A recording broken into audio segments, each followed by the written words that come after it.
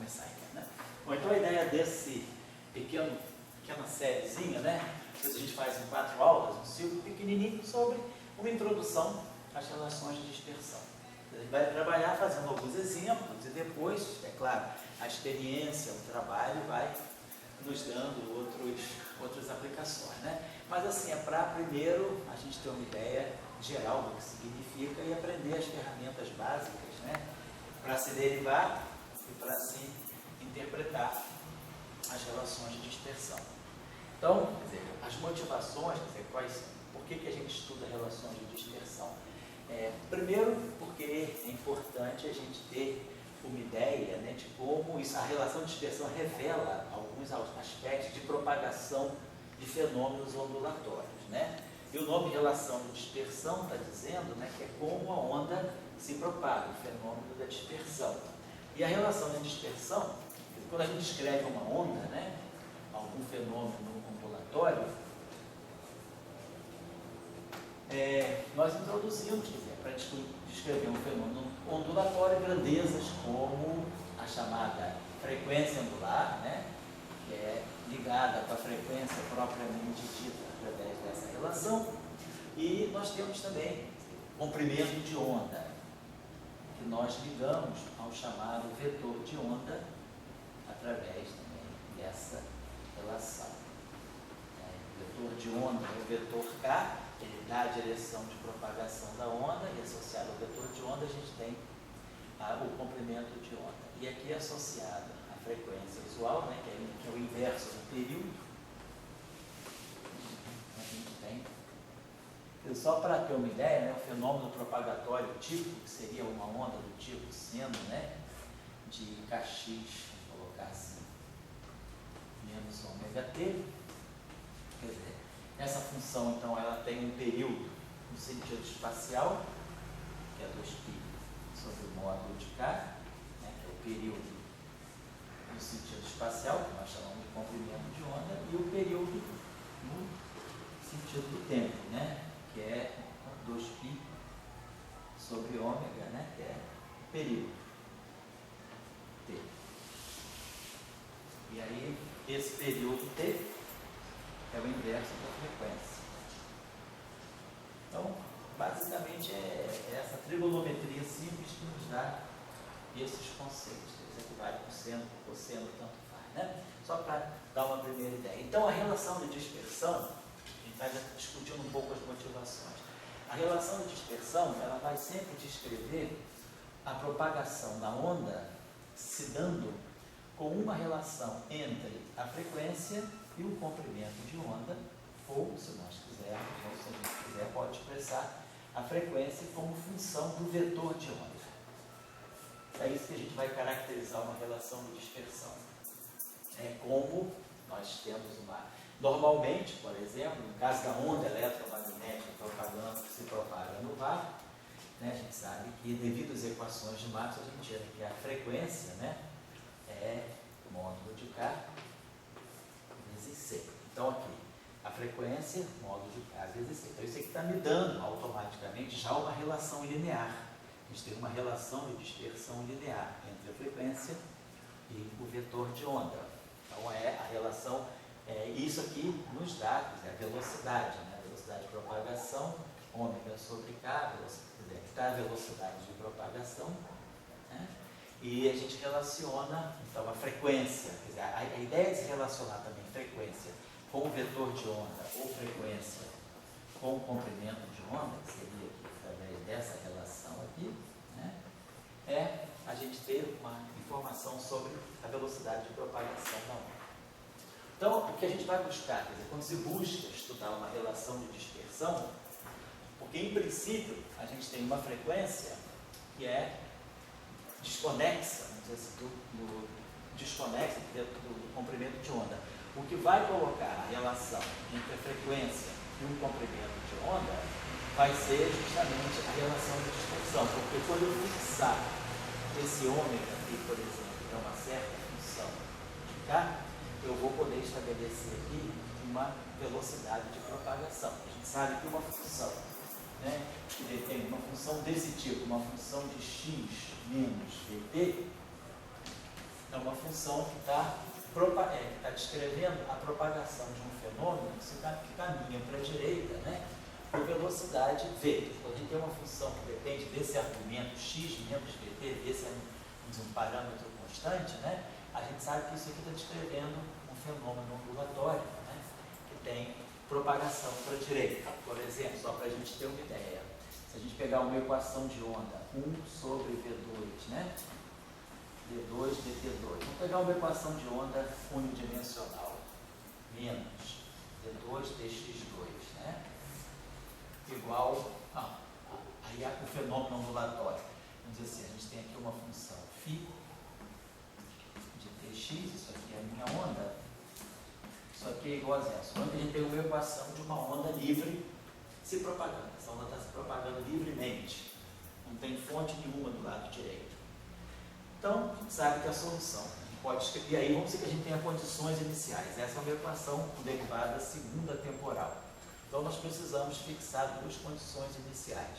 Quem é a perturbação no instante t igual a zero, por exemplo, em qualquer posição x, vamos dizer que eu tenha essa função f de x, no instante t igual a zero, o meu fenômeno, aquele instante t igual a zero, eu tenho um retrato dele ao longo de todo o espaço.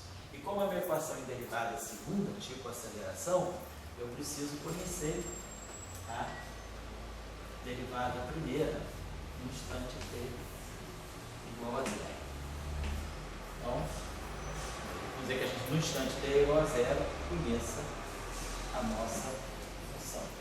Então, no instante t igual a zero, eu conheço a posição, é como se eu conhecesse a posição e a velocidade inicial. Ou seja, eu tenho um fenômeno que vai estar se propagando através dessa equação de onda, descrito por essa equação de onda com aquela velocidade v, e eu conheço no instante t igual a zero um retrato da minha perturbação e da sua primeira derivada no tempo. Isso aqui é suficiente para me dar a perturbação em qualquer instante de tempo. Poderia escrever isso aqui desse modo. Φ de tx, então, vai ser, vou colocar se vai ser alguma coisa como f, vai ser a condição inicial para t igual a zero, né? Então, a gente vai ter aqui f, vai botar esse meio,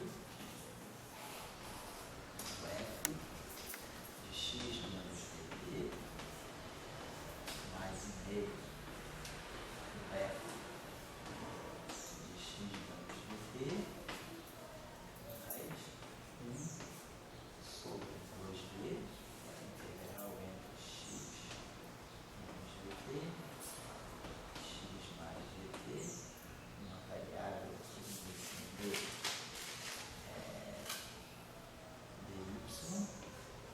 e aqui vai ficar a função g de y. Vamos ver só, né? Então, depois vai mostrar. Então, ou seja, no instante t igual a zero, isso aqui é zero, isso aqui é zero, então fica o meio de f de x mais um f de f de x, vai ficar integral entre x de x, que é zero. Então, essa condição reproduz a primeira condição inicial. E se eu derivar em relação... Aí x menos vt, tem x menos vt. Oi? Aqui é x menos vt, perdão, x mais vt. E se eu derivar isso em relação ao tempo, esse primeiro termo aqui, usando a regra da cadeia, vai ficar 1 meio de f', derivando em relação ao tempo, vai produzir aqui 1 menos v. Se eu derivar essa aqui em relação ao tempo, vai produzir f' e v sobre 2. Então, esses dois termos se cancelam. E se eu derivar isso aqui em relação ao tempo, nós podemos escrever essa integral assim, 1 sobre 2v, integral entre x menos vt, de 0, de dy g de y, mais 1 sobre 2v, integral entre 0 e x mais vt de x. Essa integral aqui eu posso escrever esse menos, e botar aqui 0, x menos vt. Então, se eu derivar essa função aqui em relação a t, eu vou produzir a derivada da integral é a própria função, né? E vai ser a própria função calculada aqui, e eu vou produzir esse menos v com esse menos 2v aqui vai ficar 1 meio. Então, eu vou produzir esse termo aqui, vai produzir 1 Se eu derivar essa função aqui, em relação a t, eu vou produzir 1 sobre 2vg vezes v. Então vai ficar mais um meio de g. Então, essa é a condição inicial reproduzida. Depois eu vou mostrar essa derivação. Então, só estou dando a motivação. Então, ou seja, a gente tem essa velocidade de propagação. Então, está aqui, a velocidade de propagação é v.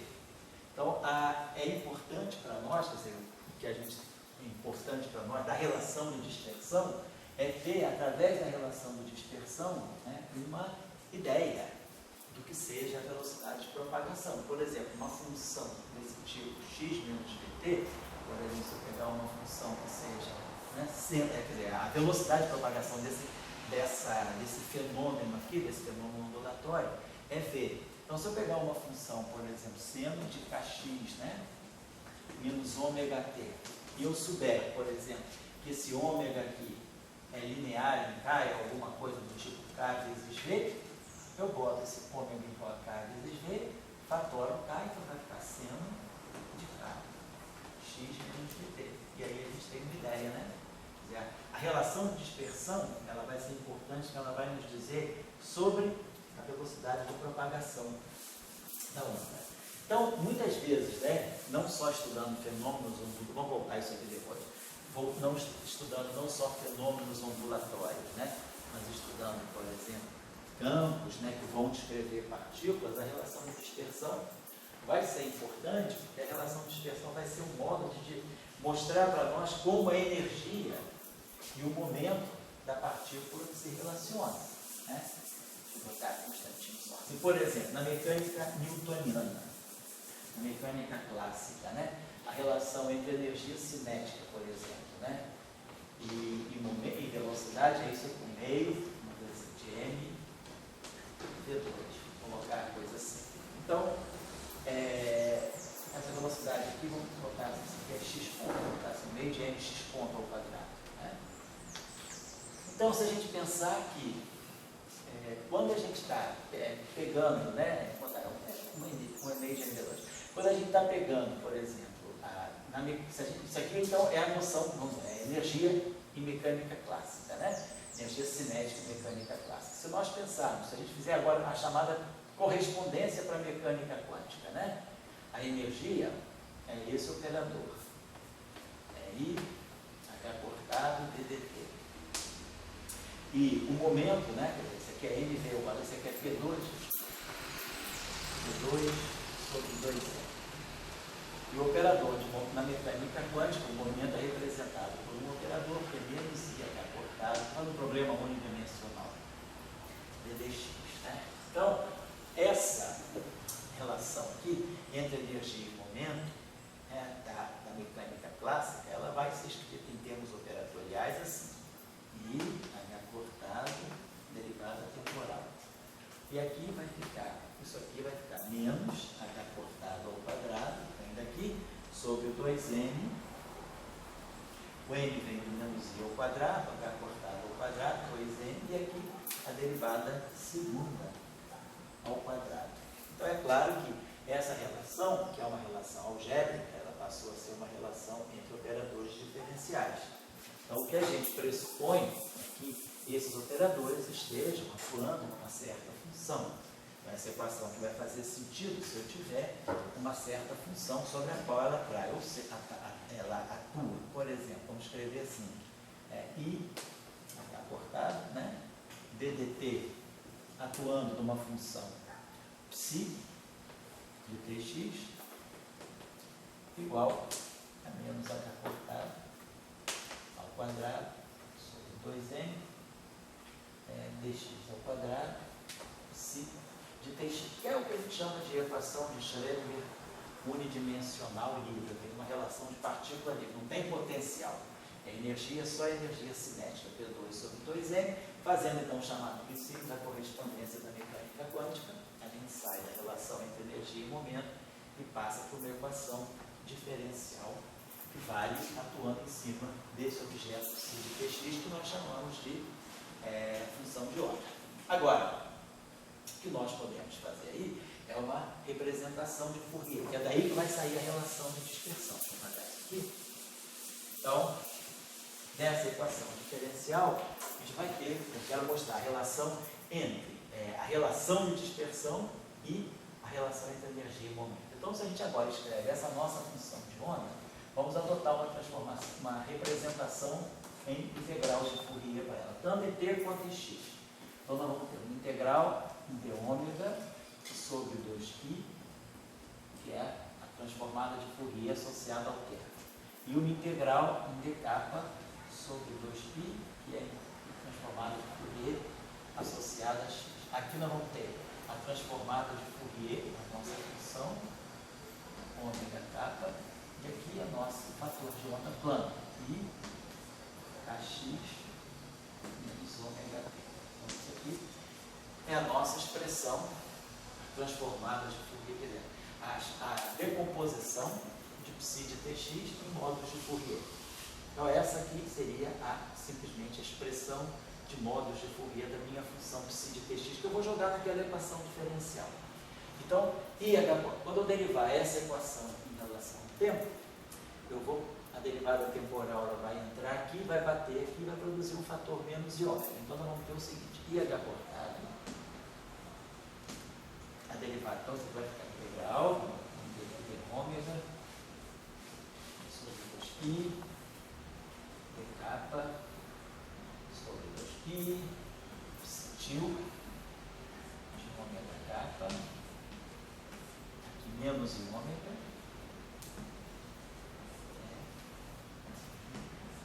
x, menos ômega, igual. Aí do lado direito, menos h cortado ao quadrado sobre 2l. E aí a derivada temporal segunda vai atuar aqui, ela vai entrar aqui e vai bater aqui, vai produzir um menos k. Então vamos ter as nossas integrais aqui de ômega sobre 2π, dk sobre 2π, aí vamos ter aqui o nosso psi, aí vamos produzir o fator menos k2, tá? E a exponencial. Psi, menos k2 vezes psi vezes exponencial de kx menos ômega t. Então, a gente pode colocar isso tudo num termo só. Vamos fazer assim. Esse h cortado aqui vai poder cancelar com esse h cortado aqui.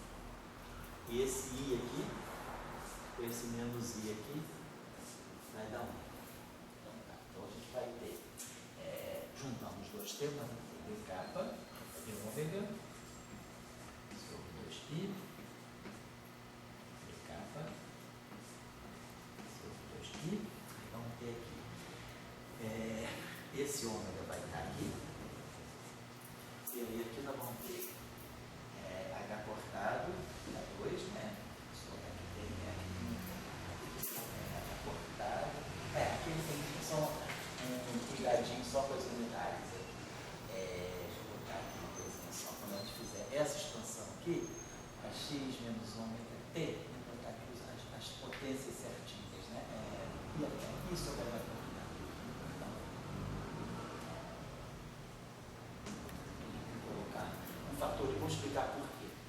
Porque ó, esse K aqui, ele tem dimensão, quer dizer, esse KX aqui é adimensional, né? Ômega também, isso aqui é adimensional, né? Então tá certo. Então esse objeto aqui não tem dimensão, vou pagar isso aqui, então vamos acertar as dimensões aqui.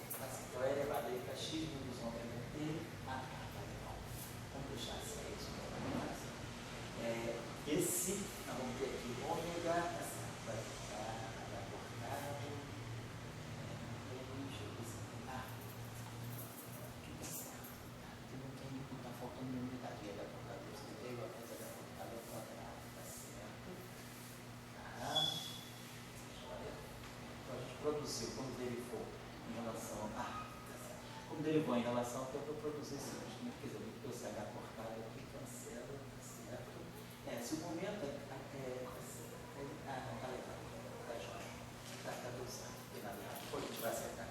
Então a gente vai ter o seguinte: esse ômega está aqui, e aqui nós temos H cortado sobre H cortado, K2 sobre 2M, que vem para cá com esse aumento, menos H cortado, K2 sobre 2M. Você poderia ter escolhido também a exponencial na Fourier positivo, né? Poderia, Mais uma, poderia. só que aí você ganha frequências positivas. Isso, poderia. Então aí aqui eu vou ter KX, tem substitui, ômega K, e KX menos ômega D. Igual a zero. Então faz aqui igual a zero. Então, como esse conjunto de ondas planas aqui é totalmente independente, estou fazendo uma soma, na verdade essa integral é a versão contínua de uma soma sobre um número de funções, ou seja, autofunções que são linearmente independentes. Esses coeficientes aqui, se eu quiser ter solução psi não trivial, quer dizer, psi tem que ser diferente de zero, quem tem que ser zero é esse objeto aqui, para que isso aqui seja zero para qualquer ômega e K. Então a relação que a gente tira aqui é ômega igual a H cortado, K2 sobre 2M. Então isso aqui me dá uma relação de dispersão. Isso aqui está me mostrando que essa onda, ao se propagar, ela vai ter uma relação quadrática, uma relação linear na frequência e quadrática no vetor de onda. Esse K aqui é 2π sobre lambda. Então isso aqui vai produzir 2π sobre lambda, vai ficar um 4π ao quadrado sobre esse 2, vai ficar assim, H cortado. E aqui vai ficar 2π ao quadrado, 4π ao quadrado. Então vai produzir aqui π ao quadrado no numerador, H cortado. Né? Então é 4π, aqui vai ficar sobre 2, então vai ficar 2π, então fator 2 aqui, sobre n, e aqui um lambda ao quadrado. Eu simplesmente substituir aqui que K, é 2π sobre lambda. A relação entre o vetor de onda, o número de onda, e o comprimento de onda. Então isso aqui produz 4π ao quadrado, que vai ficar 2π ao quadrado, e H, aqui vai ficar esse H cortado, e aqui esse lambda ao quadrado que vem. Então, a frequência, uma relação entre a frequência e o comprimento de onda, ou uma relação entre a frequência e o vetor de onda. Então isso aí seria, né? O primeiro exemplo muito simples de uma relação de dispersão. O que é essa relação de dispersão, no fundo, está me dizendo?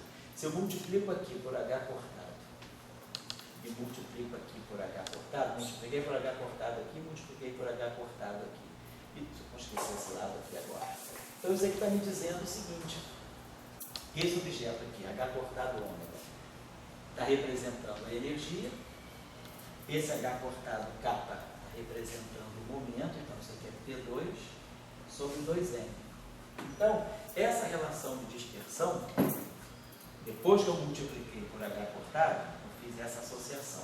Mas antes de multiplicar por H cortado, na verdade, o que essa relação de dispersão está me dizendo é isso, que essa frequência é energia sobre H cortado.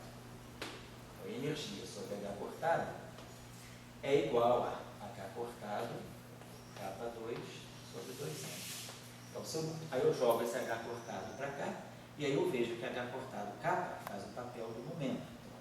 Então, essa relação de dispersão, ela está me representando, na verdade, nada mais, nada menos que no cenário ondulatório, ela está me representando essa relação entre energia e momento do cenário de partícula. Quer dizer, no cenário corpuscular, onde eu tenho uma partícula com massa m, energia E e momento P, então quando a gente vai na mecânica quântica, aplica, né, a noção de dualidade partícula-onda, e aí na versão de onda, na versão ondulatória, essas grandezas passam a ser representadas por esses operadores, a gente ganha essa equação. Então essa equação aqui é a equação de onda que está implementando no espaço das ondas essa relação mecânica entre energia e momento. Então essa aqui é a relação no cenário de partícula, essa aqui é a contrapartida no cenário ondulatório. E a relação de dispersão que a gente tirou do cenário ondulatório, a relação entre a frequência e o vetor de onda, ela está refletindo, na verdade, a relação entre a energia e o momento. Então, a relação de dispersão é interessante porque ela nos permite facilmente, né, fazer essa ponte entre a versão onda e a versão partícula. Então, é importante, quer dizer, uma das motivações grandes da gente estudar relação de dispersão primeiro, é compreender o fenômeno ondulatório, compreender aspectos mais detalhes, né, aspectos mais específicos, né, do fenômeno ondulatório, que através da relação entre a frequência e o vetor de onda, ou a frequência e o comprimento de onda, nós podemos ter informações sobre velocidade de propagação da onda, por exemplo. E depois, nós, na mecânica quântica ou na teoria de campos, começamos a fazer essa relação entre partícula, campo, olhar a partícula do ponto de vista material, ou olhar a partícula do ponto de vista ondulatório, né, usando o princípio da dualidade de De Broglie, a relação de dispersão vai ser importante, porque a relação de dispersão, no fundo, está nos dizendo o que seria, quer dizer, a relação de dispersão no cenário ondulatório, ela está reproduzindo para nós aquilo que é a relação entre a energia e o momento no cenário de partícula, no cenário material. Então, a importância, por exemplo, né, do estudo de relação de dispersão também é essa. Né? No eletromagnetismo, por exemplo, a gente vai depois fazer exemplos de diferença de eletromagnetismo, a gente pode extrair relações de dispersão para as ondas, né, para a propagação das ondas eletromagnéticas. A relação de dispersão é um campo muito vasto. A gente vai fazer aqui uma coisa introdutória para aprender a mexer. Mas claro que a gente pode estudar em relações de dispersão, elas vão nos dizer, por exemplo, sobre as relações de dispersão estão ligadas a coeficiente a índice de refração, vão estar ligadas a índice de absorção, como a radiação é absorvida quando se propaga na matéria. Então tem todo um estudo muito detalhado das relações de dispersão. Tem livros sobre esse assunto, relações de dispersão. Mas a gente vai se ater aqui a coisas mais, mais práticas, aspectos mais práticos de calcular relações de dispersão e interpretar relações de dispersão. Mas tem livros especiais sobre isso aqui. Por exemplo, no próprio livro de eletrodinâmica do Jackson, tem um capítulo bom sobre relações de dispersão. O livro do Jackson, ele tem um capítulo, né? Tem um capítulo lá. Capítulo que aborda relações de dispersão. Tem um capítulo bom sobre isso. Isso aí também tem livros, né, sobre esse assunto aí, sobre relações de dispersão. Bom. José? Oi? Tu perguntinhas, José. Eu quero fazer física. Então, física, o que é energia, o que é movimento, isso é importante para a gente. O que é energia? Daí, quando a pergunta que eu tenho é a seguinte: esses satélites que vão para fora, eles vão lá para pegar as ondas que vêm do espaço, como diz assim, né? Esses telescópios de observação. Né? E, digamos, então, eles não estão trabalhando com bolinha, assim, com partícula, momento, massa. Trabalhando com ondas, Eles estão trabalhando com ondas. Radiação. Né? Então, o outro lado da física para saber isso. Claro. Daí, eles detectam experimentalmente a frequência ou o comprimento de onda? Geralmente o pessoal detecta mais comprimento de onda. Eu sei que o pessoal da astrofísica faz mais medida de comprimento de onda que depois você transforma em frequência. Agora, a relação, né, entre comprimento de onda e frequência, ela pode ser modificada. Então, por exemplo, um assunto interessante hoje na astrofísica, justamente, é estudar vamos dizer assim, extensões das relações de dispersão, os efeitos, né, em relações de dispersão, para você saber se as relações de dispersão que você está obtendo, se elas diferem daquilo que, por exemplo, a teoria padrão, o eletromagnetismo prediz, porque esses efeitos podem ser devidos a alguma modificação da física tradicional. Então, é interessante hoje, quer dizer, tem uma vasta área de estudo, que é relações de dispersão estendidas, para você ver, analisando a luz, por exemplo, que vem de galáxias longínquas, você poder ter uma ideia se essa luz que interagiu até vir por aqui, passou por campos magnéticos muito intensos, passou em certas regiões do espaço e sofreu alterações. A própria gravitação pode ter passado por regiões de campos gravitacionais muito intensos, e isso altera a luz. Então, quando a luz chega para nós, ela já chega com alguns efeitos, né, cumulativos dessa viagem que ela fez de longe até aqui. E você tenta, pela relação de dispersão, verificar quais são os processos de interação pelos quais essa luz passou. Mas, como peguei a luz e vi que o comprimento de onda dela...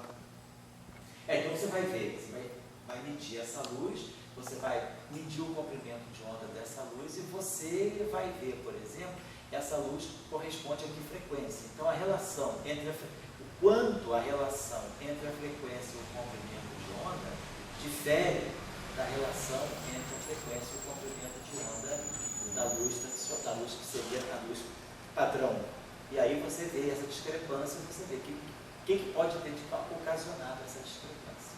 Por exemplo, a luz passando por um campo magnético muito intenso, como é que ela é afetada pela presença de um campo magnético muito intenso, por exemplo.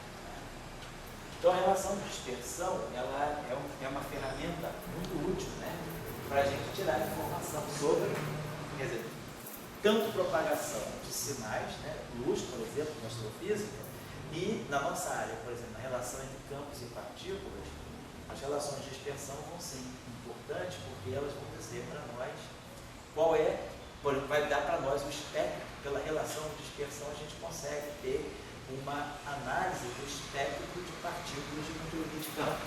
Para nós, na área de partículas de campo, né, vamos colocar assim, as relações de dispersão, elas vão estar associadas, né, a informações, que a gente possa ter, né, informações sobre o espectro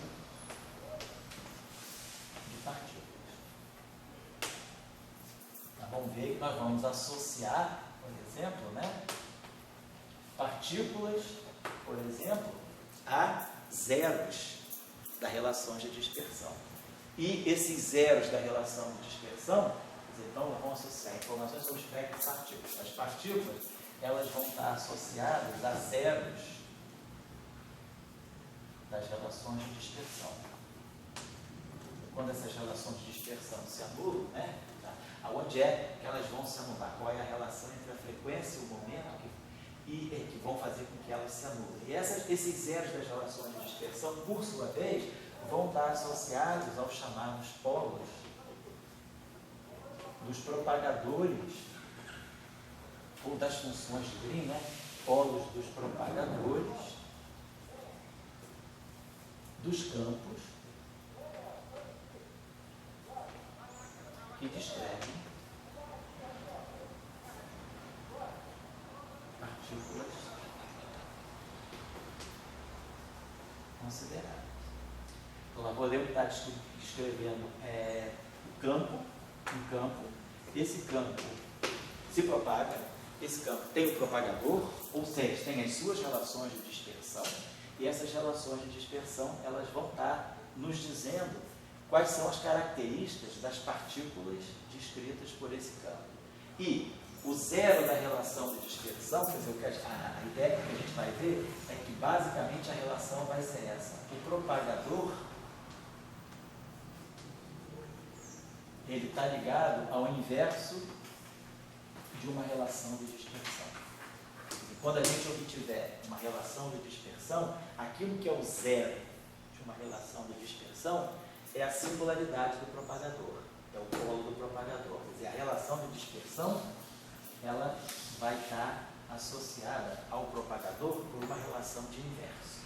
Então, para nós, em física de campos, quando a gente estuda campos que vão representar partículas, a gente vai estar basicamente interessado nisso. De tirar a relação de dispersão, no fundo, a gente está tirando os polos do propagador. Aquilo que é o zero de uma relação de dispersão é o polo de um propagador. Claro, nós vamos mostrar por que essa relação aparece. Eu estou só motivando. Então, existem várias razões, né, para a gente estudar relações de dispersão quando se fala de campos em geral. Então, vamos chegar aqui a essa associação de campos e partículas. Oi? Professor, sou um garoto argentiniano. Sei. Quero relação de massa e energia, né? Certo. Então você diria o seguinte, que você seria um garoto de mecânica quântica, Tá. e não só sobre a relação de massa e energia, mecânica, né? Mas sobre ondas. E daí você pode, por ondas, saber que tem uma massa a mais que você não tinha visto. Certo. Que eu ali só na base de você vai fazer uma leitura completa do espectro. Então você, pela relação de dispersão, você pode acabar descobrindo que aquele modelo que você está propondo, ele pode estar descrevendo mais coisa do que você se propunha descrever. Ou as relações de dispersão também podem estar mostrando que aquilo que você se propunha descrever tem inconsistências. Na relação de dispersão, você vai detectar, por exemplo, se o teu sistema ele tem táquions envolvidos, se ele tem partículas não físicas, como a gente chama de partículas fantasma, né? Também envolvidas. Então, a relação de dispersão ela vai te dar uma clara informação sobre o espectro. E aí, isso pode te dizer quais são as partículas que, se você tiver uma teoria de campos e quiser saber quais são as partículas associadas, a relação de dispersão vai te fazer essa leitura, né, de partículas a partir de campos. Tá? Então, esse é um aspecto importante. Quer dizer, as relações de dispersão, elas estão associadas, elas vão fazer, elas fazem, vamos dizer assim, elas nos fazem a ligação, né? Elas fazem a ponte, né? Constituem, vamos colocar assim, né?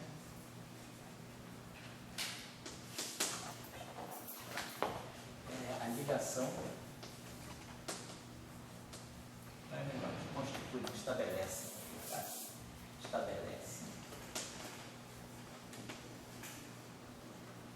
a ligação entre campos e partículas associadas a esses campos.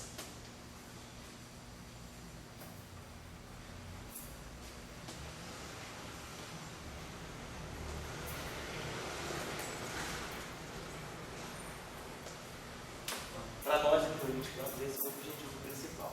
Claro que quem faz ótica, né, vai estudar relações de dispersão sem a preocupação de falar de partícula, vai estar estudando relações de dispersão de ondas. E aí, como essas ondas, por exemplo, se propagam num certo material, as relações de dispersão vão indicar como essas ondas se propagam no material. Por exemplo, se essas ondas são absorvidas pelo meio material, você tem um problema de absorção. Então, se tem problema de absorção, essas relações de dispersão vão poder apresentar algum zero, que é do tipo puramente imaginário, você vai ter como se você tivesse uma frequência imaginária. Então, tudo isso tem interpretação também. Uma frequência imaginária, será que é uma frequência completamente maluca? Se eu tenho uma frequência E ômega t, e aí se essa frequência é real, é claro que essa função é uma função oscilatória. Para ômega real, isso aí é uma função oscilatória, um cosseno de ômega t, por exemplo, e seno de ômega t. Agora, se essa frequência se torna um puro imaginário, se essa frequência é I vezes uma frequência ômega zero, isso aqui então fica, vamos dizer, menos ômega zero t. Se esse ômega zero é positivo, eu não tenho mais uma absorção. Eu tenho alguma coisa que está decaindo exponencialmente. Isso pode estar indicando que esse decaimento exponencial da onda, a onda está sendo chupada, está sendo absorvida, ela está desaparecendo. Então, às vezes a gente também interpreta uma frequência imaginária, né, como alguma coisa ligada à absorção. Isso tudo é relação de dispersão, vai dizer. Essa aí seria uma onda evanescente? Seria uma onda evanescente. Exatamente. A onda que desaparece porque ela está sendo, na propagação, ela está sendo absorvida pelo meio, por exemplo. Então, eu diria que tem várias maneiras, tem várias maneiras de você querer, tem várias motivações para se estudar relações de dispersão. Em fenômenos puramente ambulatórios, né? Em astrofísica, por exemplo, é um campo importante, as relações de dispersão. Para nós aqui no curso, o nosso objetivo aqui é dar um aspecto assim, mais objetivo, né? Assim, de saber, um ferramentalzinho, de saber trabalhar com relações de dispersão e interpretar, sobretudo para nós, a gente vai estar trabalhando a relação entre campos e partículas. E nós vamos, nessa associação entre campos e partículas, a relação de dispersão vai ser um método importante para nós. É isso, tá? Isso que eu quero fixar como motivação principal. Agora, por exemplo, as coisas eles medem o lambda e o ômega diretamente? Eles medem o lambda. E aí, o que você sabe, quer dizer, eu acho que isso eu não sei, eu estou falando que eu sei de seminário.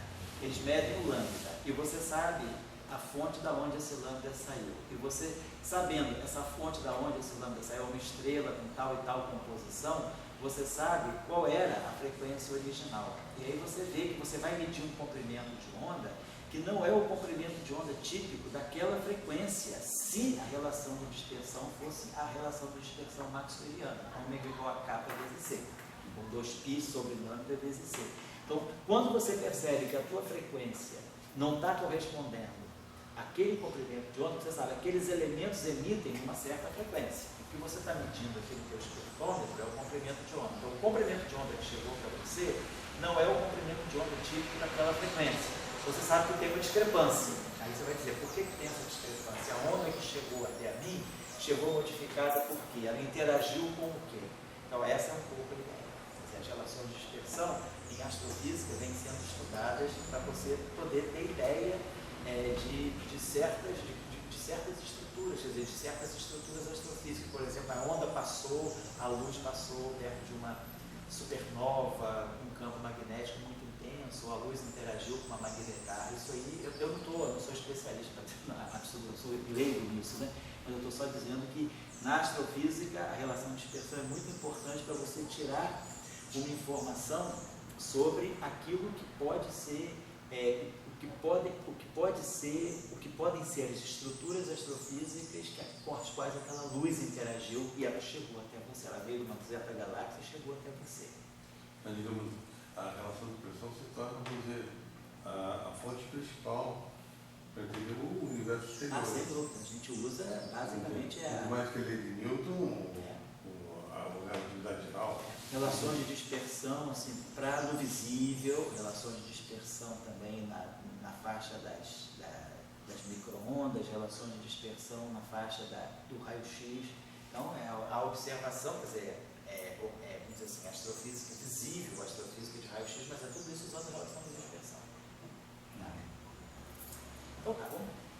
Acho que a gente tem um bom número de motivações. Eu diria que tem, eu vou fazer o seguinte, na próxima aula, eu vou ver se eu faço um levantamento de uns 2 bons livros para quem quiser aprofundar, estudar um pouquinho mais de relações de dispersão. Eu me lembro que lá em Trieste, quando eu estava no doutorado, tinha um livro, a gente estudou um livro muito bom, que era o livro do Master Barton Newton, que tinha um capítulo bom sobre relações de dispersão.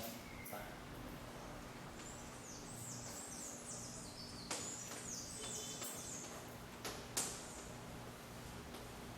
Se Newton tinha que ser físico, né? Não falta ser de Cambridge, isso eu não sei se ele era de Cambridge. É um livro bom sobre mecânica quântica avançada. Ele é um livro sobre relações de dispersão. É S-Matrix, acho que ele fala de matriz S. O título do livro não é esse, mas ele fala de matriz S. Matriz S. O livro basicamente aborda matriz S, que é a matriz de espalhamento da teoria de campos, né? E relações de dispersão. Eu vou procurar a referência precisa desse livro e tem alguns outros livros bons sobre relações de dispersão também. Posso dizer para vocês também, o professor Moisés Nussensweig, que é o famoso autor desses livros, em série de física básica, né? O nome dele é com Z, né? Nussensweig, né? Algo assim, né? Nussensweig tem um livro bom também sobre, é um livro até bem matemático sobre relações de dispersão. Eu diria que até com um tratamento matemático muito bom.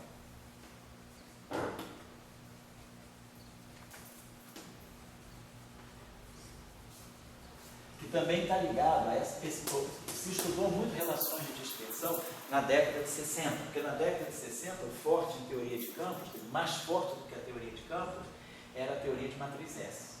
teoria de campo andou meio embaixo. E aí se estudava muito interações fortes através da teoria da matriz S. E aí, para a teoria da matriz S, é muito importante o estudo de relações de dispersão. O livro do Barton Newton é bom, o livro do Moisés também é muito bom, e tinha um terceiro livro, que eu acho que era de um russo, que eu não me lembro muito bem o nome agora, mas eu vou ver. Procuro trazer para vocês também. Mas tem livro, essa relação de dispersão não é só capítulo de livro, é livro também. Tem livro só sobre isso, tá? Bom, vamos fazer o seguinte agora, vamos pegar aqui a seguinte situação. Deixa eu ver se eu pegar um exemplo simples aí, para ver se a gente pode.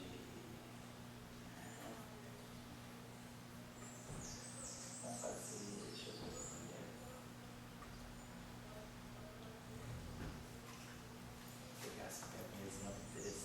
Pegar um exemplo assim. Então vamos supor que a gente tenha a seguinte situação. Né? Pegar um exemplo simples, que é um toy move, um exemplo de brincadeira mesmo. Né? Suponhamos que a gente tenha, vamos dizer assim, um conjunto, tenha dois campos. Né? Um campo A de X, vamos dizer assim, um campo φ de X,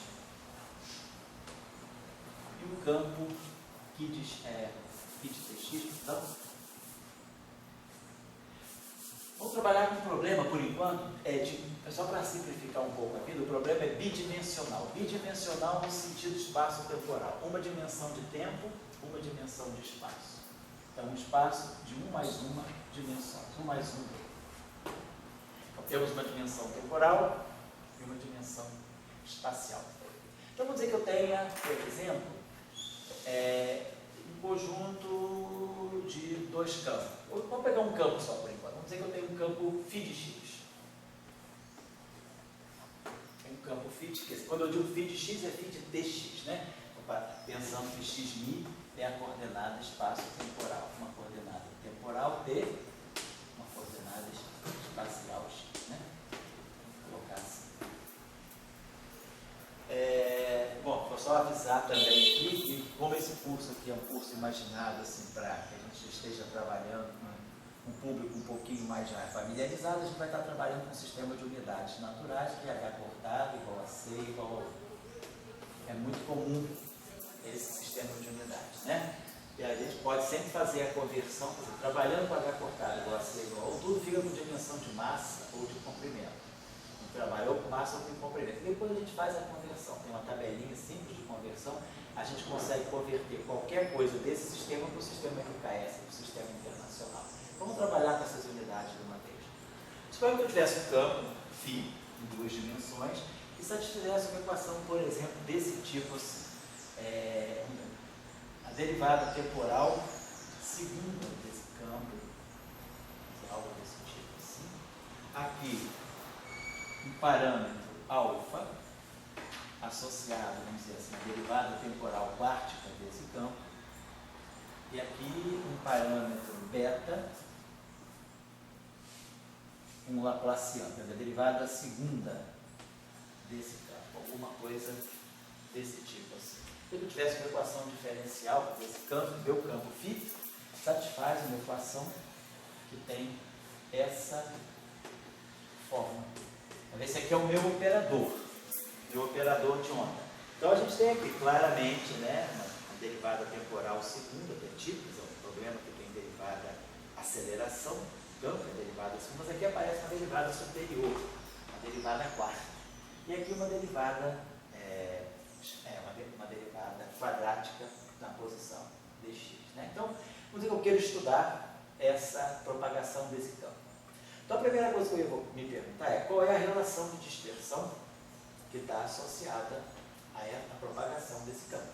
Então, a providência que nós temos que tomar sempre é fazer a expansão de Fourier do nosso campo. Então, o nosso campo φ de Tx, nós vamos fazer uma expansão de Fourier na coordenada T e na coordenada X. Então, tem um integral na frequência, que é a variável de Fourier associada ao tempo, e no vetor de onda, no número de onda, que é a variável de Fourier associada à posição.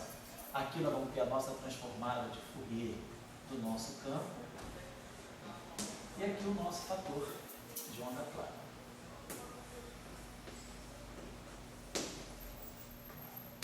Se a frequência é positiva ou negativa, a própria equação da relação de dispersão vai dizer, porque eu posso ter raízes positivas, raízes negativas. Então, acho que vai ficar claro para todo mundo o que a gente fez já no início da introduçãozinha, que é substituir aquela expressão aqui. E cada derivada temporal vai bater diretamente acima dessa exponencial. Cada derivada espacial vai bater em cima dessa exponencial, porque as derivadas vão passar por isso tudo aqui, porque isso tudo aqui não depende nem de t e de x. A dependência de t e de x está totalmente nessas chamadas ondas planas, nas componentes de Fourier desse campo. Então, fica claro que substituindo essa relação aqui e invocando a independência das ondas planas, como a gente fez no caso lá das motivações, esse termo aqui, derivada segunda, ele vai produzir esse fator, menos i ômega ao quadrado. Menos i ômega ao quadrado dá menos ômega 2. Então, esse primeiro termo ele vai produzir um menos ômega 2. Tá?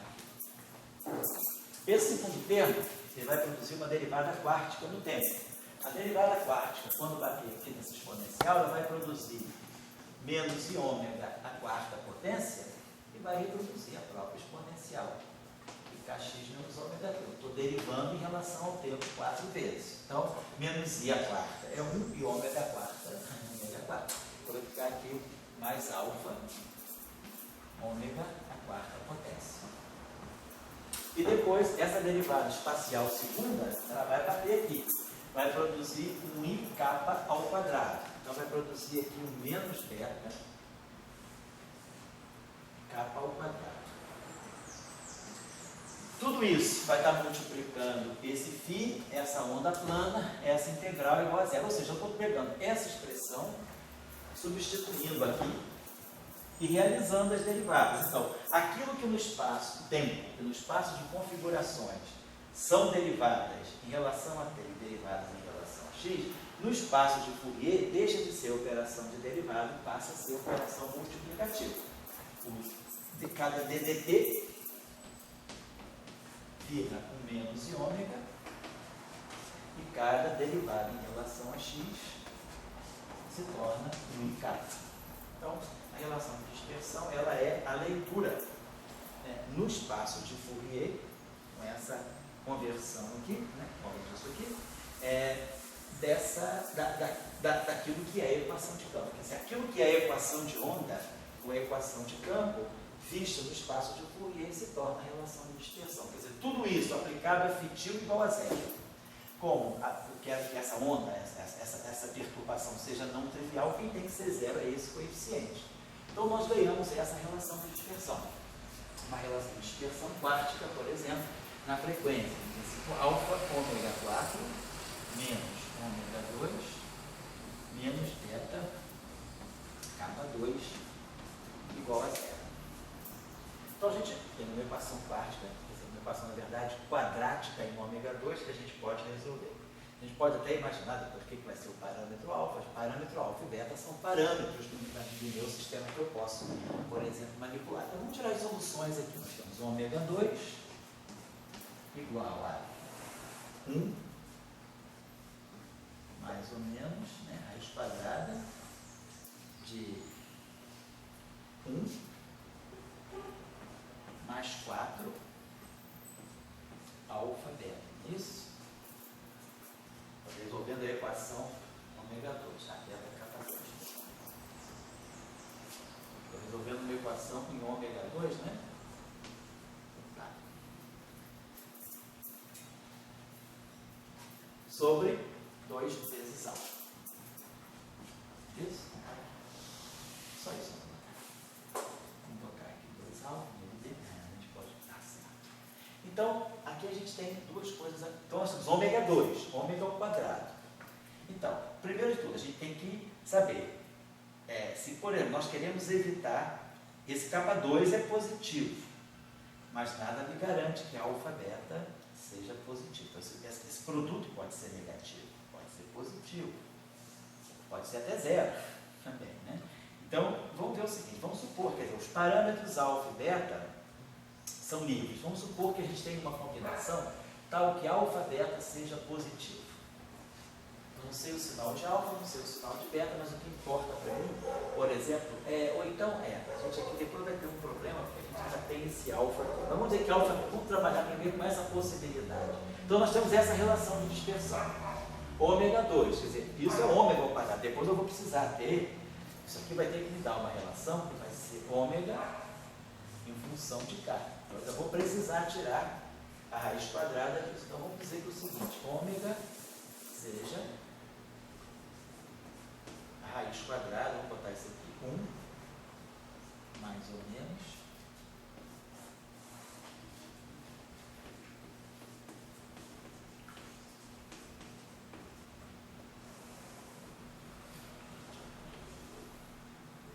levado a meio.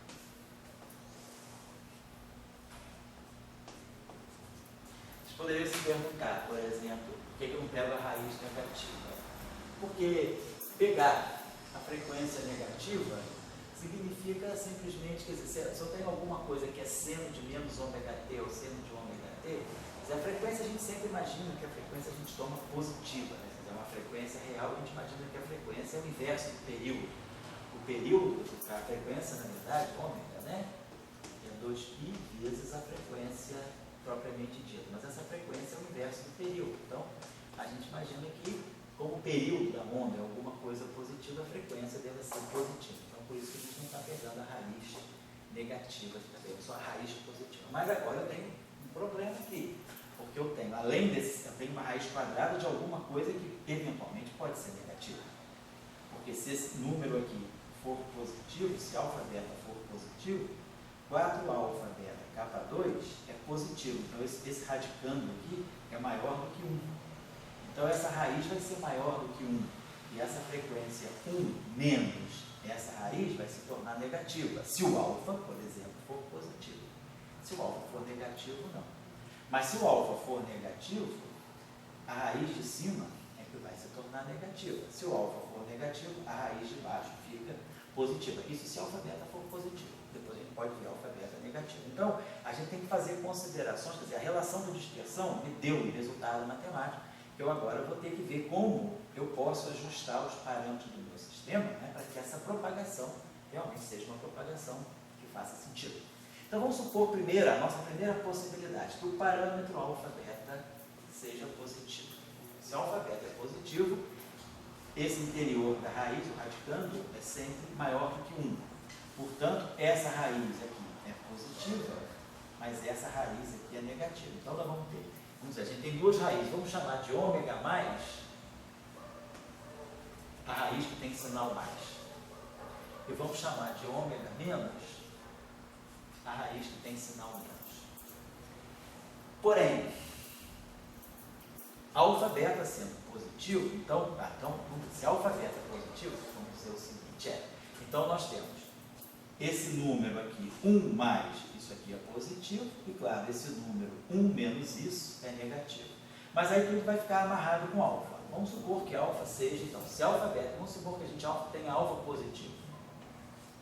Então, se alfa, sempre dentro dessa possibilidade, alfa beta é positivo. Estou trabalhando dentro desse regime. Alfa beta é positivo. Se o alfa é positivo, a raiz ômega mais é positiva.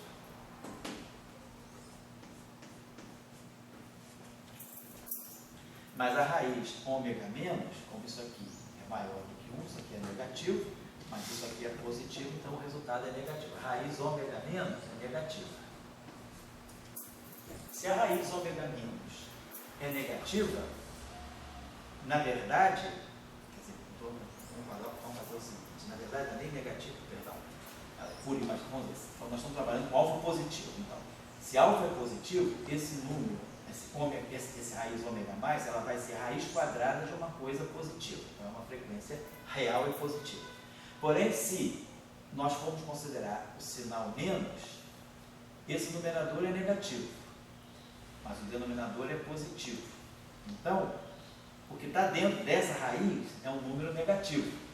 Então, essa raiz ômega menos, ela se torna pura imaginária. Ela vai ser um i vezes um certo ômega zero, vamos chamar assim. Porque eu vou ter a raiz quadrada de um número negativo. eu posso imaginar que esse número negativo vai ser menos um número positivo. Esse número todo que está aqui é um número negativo. Vou chamar de menos ômega zero ao quadrado. É um número negativo, é menos ômega zero ao quadrado. Todo número negativo pode ser escrito como sendo menos o quadrado de alguma coisa. E aí, quando eu tirar essa raiz de menos 1 aí, e a raiz de ômega zero, aqui é módulo de ômega zero.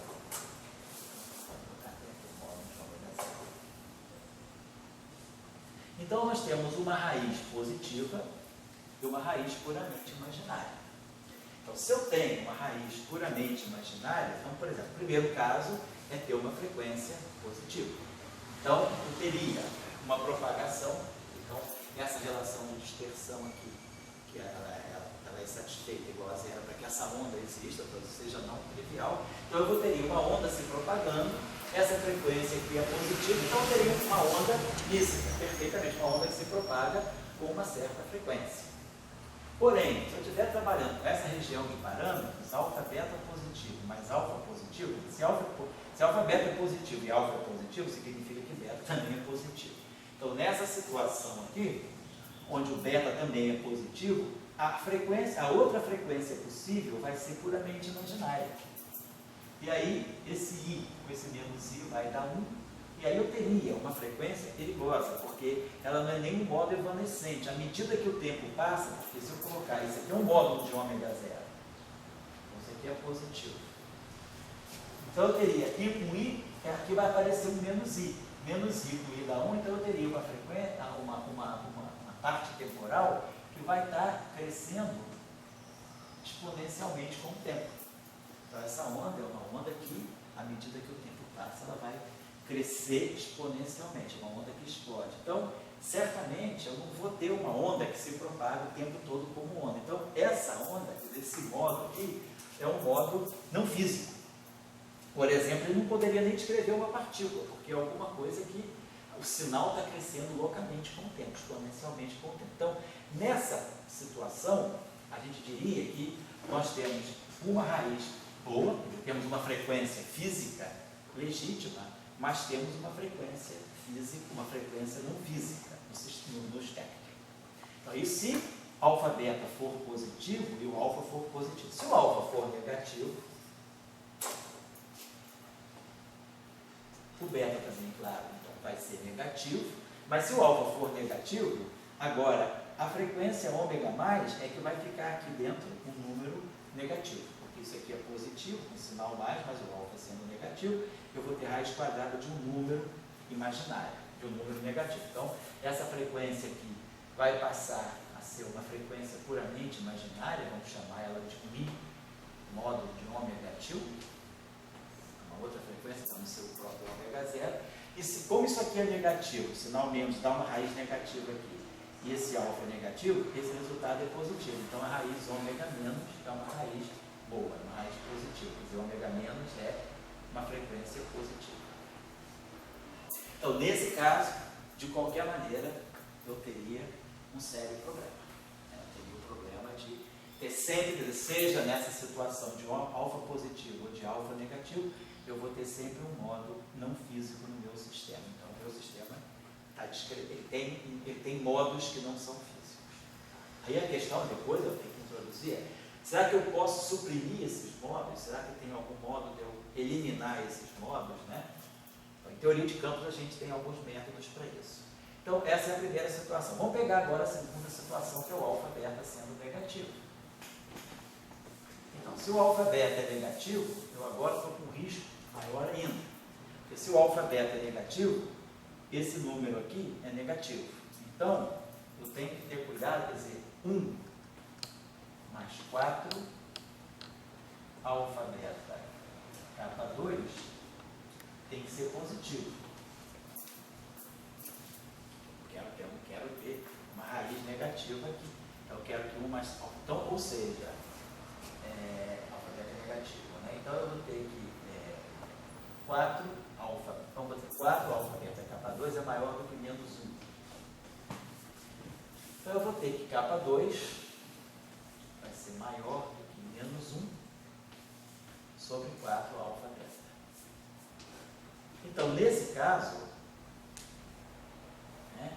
as minhas ondas, quer dizer, eu vou ter um corte para capa, quer dizer, para capa 2 menor ou igual, para capa 2 é menor do que 4 alfa, menos 1 sobre 4 alfa beta, essa raiz aqui é negativa.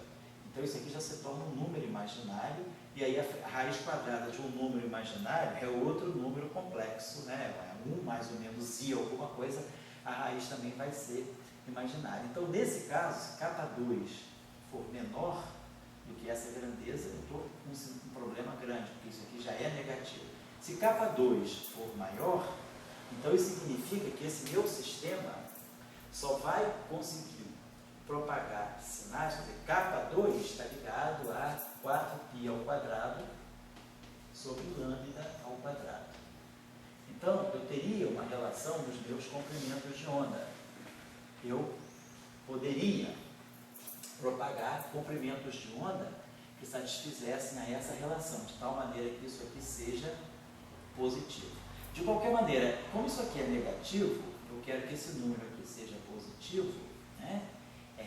Então ele é menor do que 1, certo? Porque é 1 mais uma coisa negativa. Esse número aqui vai ser menor do que 1 e eu não vou querer que ele seja negativo. Então ele vai estar sempre limitado. Ele vai ser, como isso aqui é negativo, né? Isso aqui é negativo, então esse número aqui eu quero que seja sempre positivo, mas ele vai ser um positivo sempre menor do que 1. Então, ele é menor do que 1, então essas duas raízes vão ser positivas, porque eu vou estar somando ou subtraindo a 1 alguma coisa que é menor do que 1. A raiz quadrada de um número menor do que 1 é menor do que 1. E aí, esse alfa aqui, seria bom que ele fosse positivo, porque aí eu teria duas raízes, dois números positivos, duas possibilidades positivas no numerador e o denominador positivo. Então nós teríamos aqui sempre dentro dessa raiz um número positivo. E aí eu teria raiz, teria duas frequências. Então, se eu, nesse sistema, me limitar a ter comprimentos de onda que satisfaçam a essa relação, quer dizer, os parâmetros alfa e beta são dados, né?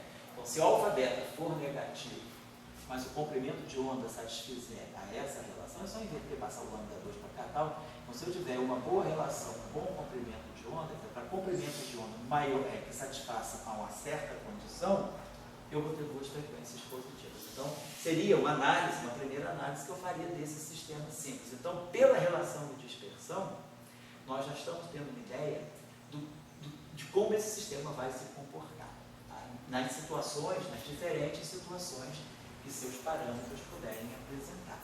Se por acaso, né, o meu sistema for tal, eu não sei o que está por trás do alfa e do beta, eu tenho um parâmetro fenomenológico, mas se por acaso nós tivermos controle de, se alfa e beta for positivo, nós temos que, no caso de alfa e beta ser positivo, nós vamos ter sempre uma frequência ruim, que vai ser puramente imaginária, que vai estourar o sistema.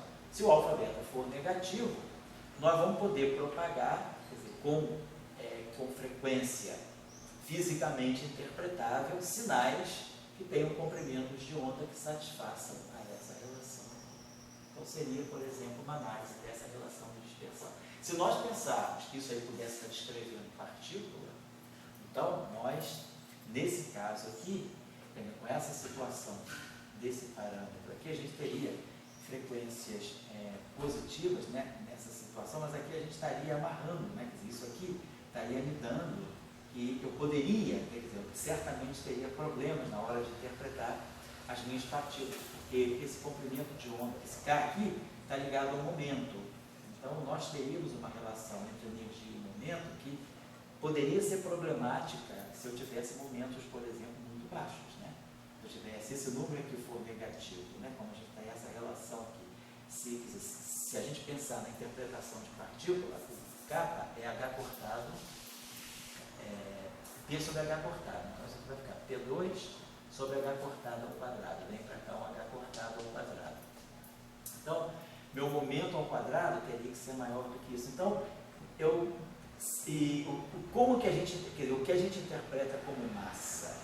Quer dizer, a partícula, ela deveria, se a gente quisesse interpretar alguma coisa como massa, é alguma coisa que eu vou olhar bem no momento zero.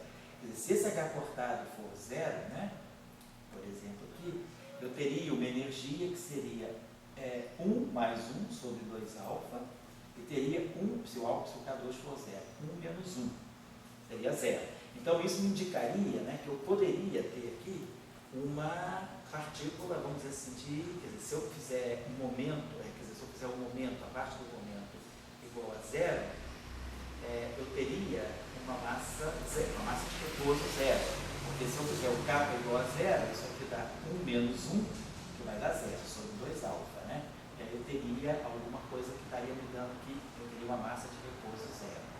Então, depois nós vamos fazer as análises, assim, pensando na interpretação de partícula. Por enquanto eu estou pensando só numa onda. E aí essa onda, como a gente viu, ela vai poder, quer dizer, as características de propagação dela vão ser muito controladas pelos parâmetros alfa dela. Pensar assim. Bom, então seria um exemplo simples de uma relação de dispersão. Vamos pegar agora um sistema um pouquinho mais elaborado para ver como é que a gente poderia levar adiante. Suponhamos que agora, ao invés de ter um campo apenas, eu tivesse dois campos ligados, um aos outros, dois campos acoplados, né? Um campo φ e um campo Q, vamos dizer assim. E vamos dizer, se eu conhecesse as equações de campo para esses dois campos aqui, se eu tivesse alguma coisa que fosse, por exemplo, as equações de campo seriam assim: V2 dq2 do φ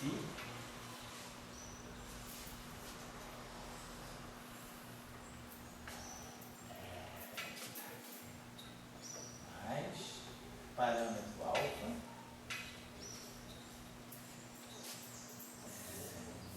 V2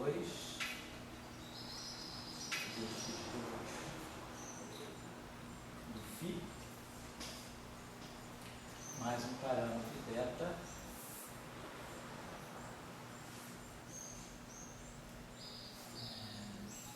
V2 dx2 do φ, igual a 0. E vamos olhar agora a equação do Q.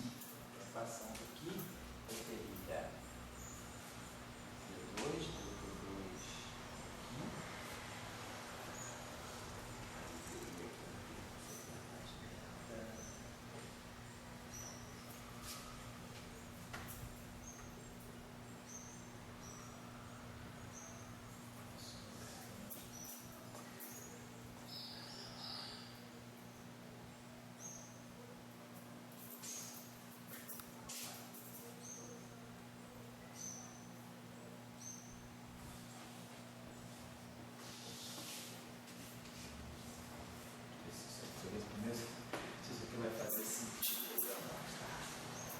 Então, isso significa que eu teria uma equação de segunda ordem aqui, é certo. Depois teria uma equação de segunda ordem na espacial aqui, aqui eu tenho um termo misto, teria alguma coisa que tem derivada segunda do que na equação do φ. Tá certo. Deixa eu ver aqui. Perfeito. Depois aqui embaixo nós teríamos a propagação do Q, tá certo? Através da derivada temporal, e esse termo aqui se repercute aqui, tá certo? Tá joia. Então, digamos que eu tivesse esse sistema aí. Então, tem dois campos agora, então as equações agora estão acopladas. Eu tenho o Q comparecendo na equação que dá a evolução do φ, e tenho o φ comparecendo a equação que dá a evolução do Q.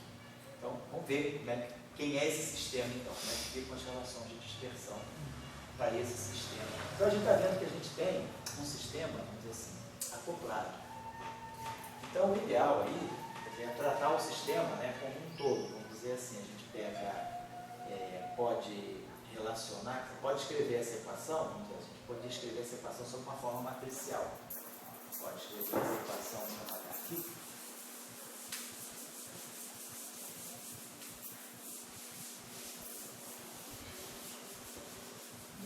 Tem o seguinte, posso escrever essa equação sob uma forma de uma matriz. Vamos primeiro fazer a transformada de Fourier. Então nós já sabemos, fazendo a transformada de Fourier, DDT é menos i ômega. Então aqui vai ficar menos ômega 2. DDX é IKX, é IK, vai ficar menos K2.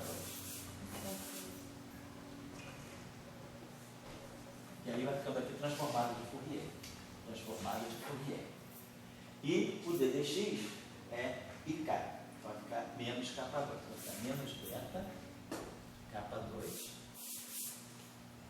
E aí sempre que eu for para o espaço de Fourier, as derivadas, como a gente já aprendeu, as derivadas viram frequências ou vetores de onda, ou números de onda, e os campos passam a ser as transformadas de Fourier. Que a gente vê que, no fundo, eu estou indo já pulando essa etapa, mas eu já estou imaginando que eu expandi esse campo nas suas componentes de Fourier, expandi esse campo nas suas componentes de Fourier e coloquei nessas equações. Aí fiquei só no espaço, fiquei só no setor de Fourier, daquela integral em d ômega sobre 2π e dk sobre 2π.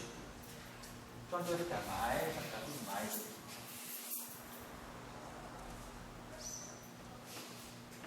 E aqui a gente vai ter a mesma coisa, vai ficar menos ômega 2.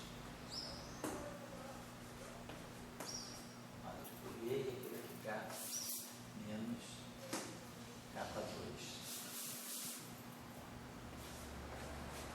Podemos botar um sinal mais, então um espaço de Fourier ficou assim.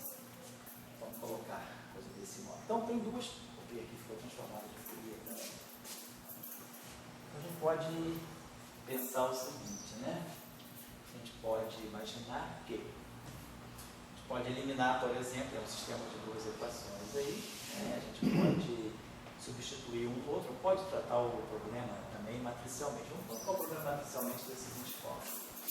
Tenho uma matriz 2×2 atuando no meu sistema fitil-fitil. Eu estou escrevendo essa matriz aqui no espaço de Fourier. As duas equações podem ser agrupadas em uma única.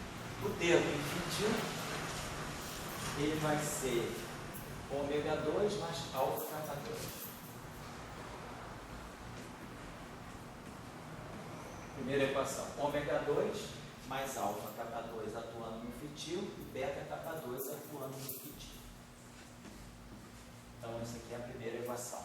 A segunda equação é um ômega 2, um beta K2 atuando no fitil e o ômega 2 atuando aqui no fitil. Então, essa seria aquele sistema, esse sistema descreve aquelas duas equações, tá certo?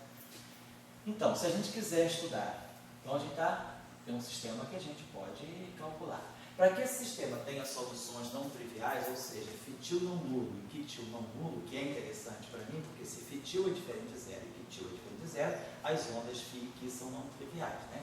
Eu vou lembrar que isso aqui é a transformada de Fourier do φ, isso aqui é a transformada de Fourier do Qi. Então, eu quero ter componentes de Fourier não triviais para poder ter ondas não triviais. Então, para esse sistema ter solução não trivial, é preciso que esse sistema seja singular, tem determinante igual a zero. Então, o determinante dessa matriz aqui, chama essa matriz aqui, essa matriz M de ômega K, ela tem que ter determinante duplo, que é o que vai assegurar a existência de soluções não triviais. E aí, daí que a gente tira a nossa relação de dispersão. A gente vai ter que ômega 2 que multiplica ômega 2 mais alfa K2 menos beta 2 K4 igual a zero. Então, de novo, a gente vai ter um sistema do tipo ômega 4 mais alfa K2 ômega 2 menos beta K4 igual a zero. Beta 2. Oi? Beta 2, obrigado. Beta 2 K4 igual a zero. Então, de novo, a gente tem uma relação de dispersão que é quádrica em ômega, ou seja, é quadrática em ômega 2. Então, a gente tem só aqui. E aí a gente pode fazer as mesmas considerações. Vamos ver.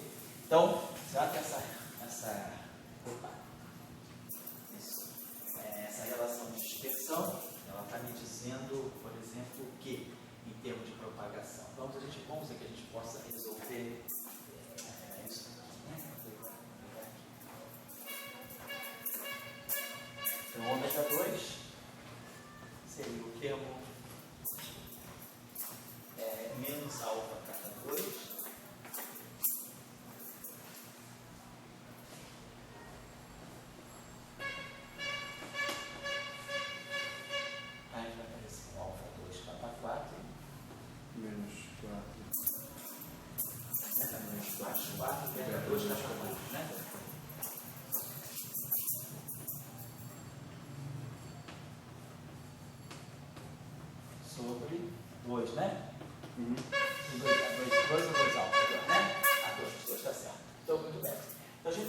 fatorar, aqui você tem um K4, aqui tem um K4, então isso aqui vai sair, vou tirar esse K4 daqui, posso tirar esse K4 daqui, então isso aqui vai nos dar aqui um K2.